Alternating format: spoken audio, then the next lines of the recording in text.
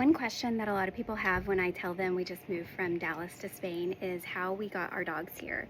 We have two dogs, one 27-pound mini Aussie Doodle and then a 16-pound Havanese Shih Tzu. This was one of the most stressful, worrisome parts of our move just because I didn't know, and it turned out to be one of the easiest things. I reached out to some pet transportation companies to get quotes, and I received quotes back ranging from $6,000 to $12,000 to basically do what we ended up doing, which was taking the dogs and checking them with the airline, and they rode in a crate in the hold of the airplane that we rode in.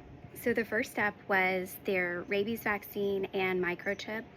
That is a requirement for bringing the dogs to Spain. So our dogs already had a microchip, and we took them to the vet to get their rabies vaccine, which is needed. They must have it at least 30 days prior to traveling, and that cost about $200 for both dogs. This part was the USDA health certificate. So I called around to a few different vets to make sure that they had a person there that was qualified to issue the certificate, and got different price quotes. We ended up paying $400 per dog for the certificate, and they have to have this. So this has to be issued no sooner than 10 days before you travel, and that's why it gets a little stressful because it has to be FedEx to you overnight. So we ended up getting ours one day before our flight left. Our other costs were $150 for the one crate that both dogs rode in together, and then the cost from the airline, which was $380.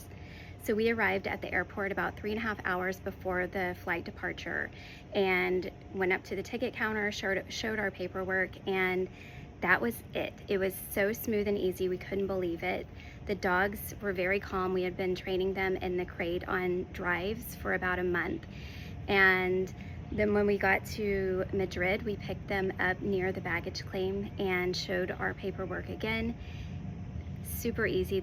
The total cost for everything to bring both of our dogs from Dallas to Spain ended up being $1,530.